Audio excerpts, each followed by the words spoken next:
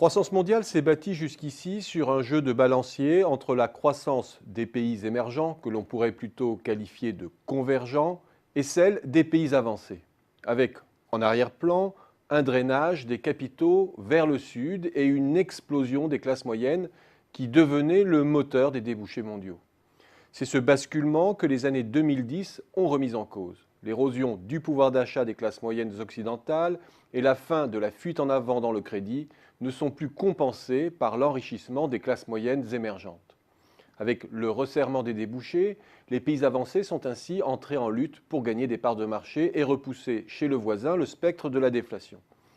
Cette absence de prise de relais de la demande par les classes moyennes des pays les plus avancés dans la reprise est devenue le facteur bloquant de la croissance mondiale. Faut-il voir là une tendance de fond qui pèsera encore sur 2015 ? Très probablement oui, pour au moins 3 raisons. D'abord, parce que le mouvement de relocalisation et de réduction des chaînes de valeur au sein des pays développés, et notamment en Europe, semble une tendance de fond. D'après le consultant PricewaterhouseCoopers, 2/3 des entreprises de la zone euro interrogées ont entamé un mouvement de relocalisation vers l'Europe l'an dernier et près de la moitié annoncent une poursuite du mouvement. La mondialisation du capital bénéficie donc moins à la croissance des émergents que par le passé. Ensuite, parce que l'essor des classes moyennes au sein des pays émergents n'a pas la vigueur et l'automatisme espérés. Comme le rappelle Pierre Salama dans la revue Tiers-Monde, la hausse du revenu des populations émergentes est soumise plus que jamais à des impératifs de compétitivité, de productivité et de redistribution. Elle bute, comme dans le monde développé, sur la contrainte extérieure. Enfin, du côté des pays les plus avancés dans la reprise, les faibles taux de chômage camouflent un sous-emploi larvé qui freine la reprise des salaires. L'économie américaine, notamment, est encore très loin de mobiliser pleinement sa main-d'œuvre disponible. Le taux d'emploi se situe 6 points en deçà de ses pics des années 2000, avec un très fort affaissement des emplois de qualification intermédiaire et une très forte dégradation du taux d'emploi des 15-25 ans. Ce dernier a reflué de 13 points depuis 2000.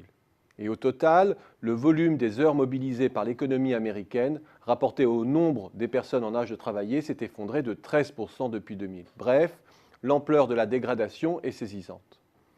Idem pour le Royaume-Uni. Le taux d'emploi, en apparence élevé, recouvre malgré tout une chute de 13 points du taux d'emploi des 15-25 ans depuis 2000. Une hausse de l'emploi depuis 2008 qui doit aussi beaucoup à la proportion record des temps partiels courts et surtout au fait que selon l'ONS, 2/3 des emplois créés l'ont été sous le statut d'auto-entrepreneur avec un revenu médian qui a chuté de 27% depuis le début de la crise. Une proportion croissante de cols blancs a basculé sous ce statut avec des durées de travail accrues et des rémunérations moindres. Côté allemand, je ne m'attarde pas sur la thématique des mini-jobs. Alors certes, si la croissance ne sera pas aidée par le carburant des salaires, cela veut dire aussi qu'il existe un fort potentiel de création d'emplois. Encore faut-il que les économies avancées rompent avec la logique des emplois dégradés. Or, ce n'est pas encore le cas.